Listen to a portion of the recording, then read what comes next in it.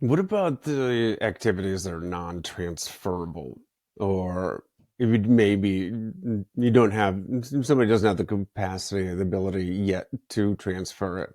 Yeah, the guys wants to leave his W-2 and start that business he always wanted to, or even more simple than that. What about balancing your own finances, or paying the bills? You need to get to that, but uh, you pick something else, another distraction, other activity that's just easier. It seems like procrastination's real then. Well, but procrastination is a symptom letting you know what you're not delegating and when you're away from what is productive. So I know that's what's commonly believed, but I'm absolutely certain about what I'm saying because I've been doing it, teaching people, thousands of people around the world on this for years now, 40 years now. So when I was 27, I opened up a little clinic and I was doing everything. I was doing bank reconciliations, doing a little payroll for one person working for me. I was getting supplies and I was doing this and doing that. I was running around doing all kind of stuff. And then I thought, I've spent nearly 10 years of college to do this. Something's off here. I wanted to do clinical work and I wanted to educate people. And then I made a list of every single thing that I did. Well, at first I went out and bought a book called The Time Trap by Alec McKinsey on time management. Boy, was that an eye opener. And then I made a list of everything that I did in a day. Just this huge list of everything I did from the time I got up to the time I went to bed over about a 3-month period, because some days I would do different things. And I took an honest view of what I actually did with my time. And it was shocking. As I was making that list, I was thinking in my head, man, I'm majoring in minors and minoring in majors here. I'm not putting my energy into the most important things, and I'm filling up my time with a bunch of stuff that's weighing me down. And I had to be honest about it. It was really blatant when I looked at that list. And I didn't write down broad generalities. I brought very specific actions I was doing each day. When I got through that list, which is multiple pages, because I was doing a lot of stuff, I was doing it all myself. First, you first open a business, you think you got to do it all. And then I put a second column next to it of a 6-column question. And the second one is, how much does it produce per hour? What exactly is the productivity per hour? How many dollars does it generate doing that activity?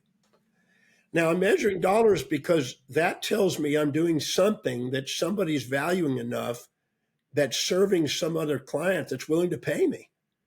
And if I'm not doing anything that's serving anybody, I'm out of business. So I'm looking at what is it that I'm doing that actually produces an income. And I went through that entire list and I put the dollar value of what it did per hour. And I had to extrapolate it the best I could. And some of them were estimates. But I then realized when I got through that the most productive thing for me to be doing is standing in front of a group of people and sharing ideas and inspiring them to join me in what I'm up to. And the second was the clinical application with the clients. And I realized that here I was going to school for all these years, but the thing that I was trained to do is not the most productive thing. Standing up and sharing a message with an audience, a larger and ever larger audience, was way more productive dollar wise. And I realized I put things, and I also found out that there were a whole lot of things I was doing that was generating nothing. And every time I'm doing that, I'm making zero. I'm devaluing my time and diluting my potential.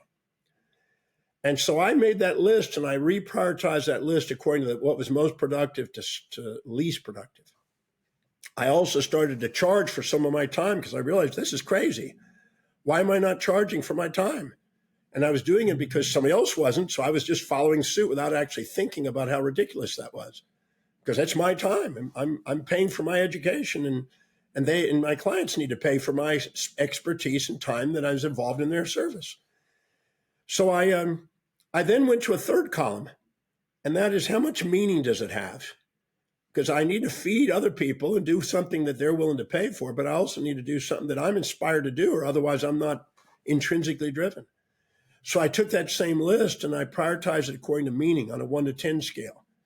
And the very top one turned out to be the same one that was also most productive, standing in front of a group and sharing a message. See, if I stand and I talk to one-on-one with people and I work one little in a cubicle, I got a linear amount of income I can generate. But if I can stand in front of 60 people or 600 people or 6,000 people, I can leverage myself and I can generate way more income. In fact, I did a presentation at the time and I got 6 new patients out of it. And the average patient cost was around, case visit average was around $3,000. So I made $18,000 in an hour talking. Versus if I was making, doing clinical work, I might make $1,800 an hour if I'm lucky. So I realized that me getting out and being a man on a mission with a message is more valuable than me actually clinically doing a technician. And that was interesting. And then I looked at the fourth column was how much would it cost me to delegate this? If I was to surround myself with people that could do these things more competently and more intrinsically than me, how much would it actually cost? Not just their salaries, but their space, their training, their insurance, their bonuses, everything. And I wrote those out. And then I reprioritized that according to the spread and the difference between what it could produce per hour by that activity and how much it would cost. And then when I did, I realized, man, if I'm not delegating, I'm holding myself back. I'm weighing myself down. I'm burdening myself and I'm devaluing myself. This is insane. And if I hire people, I'm giving job opportunities. I'm helping the economy. I'm increasing taxation. I'm helping lives and jobs. So I realized that it was to my advantage to liberate myself from low priority things and get on with the things that are most meaningful, the things that can produce the most per hour, that serve the most people. Then I went and I asked how much time on each of these. So I put a time per day, what this average is per day. And the last column in 6th column is what is the final prioritization of what I'm going to do? And then I basically divided all the job activities that I had listed, all of those responsibilities into 10 layers. And I hired people to take care of those layers one by one. And when I started this, I was 27. 18 months later, I had 5 doctors, 12 staff members, a 5,000 square foot office, making 10 times the net and doing 3 things, going out and doing presentations. And that included television and I had my own TV show and had my radio activity. And I was out there educating my doctors because I could leverage myself, and then specialized, skilled clinical work on only the highest quality clients that had the biggest influence that I wanted to work with, and I prioritized my patients. So once I did that, I realized that I thought I needed to do a bank reconciliation. But if you're doing a bank reconciliation and you can hire somebody in those days for $20 to $50 an hour to do it, and you can make $1,500 to $1,800 clinically, or 18,000 in an hour if you're out speaking, you're kind of an idiot if you're not sitting out there and doing what's more priority. You're holding back the service you can provide humanity.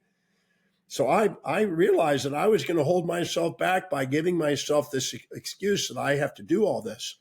And the truth is I didn't. I hired somebody who absolutely loved doing bookkeeping and loved bank reconciliations.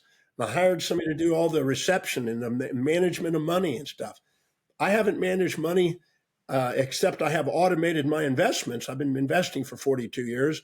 Every single week, money goes in buying investments and buying companies. And I'm independently wealthy because I did that, but not because I did it all, but because I delegated it.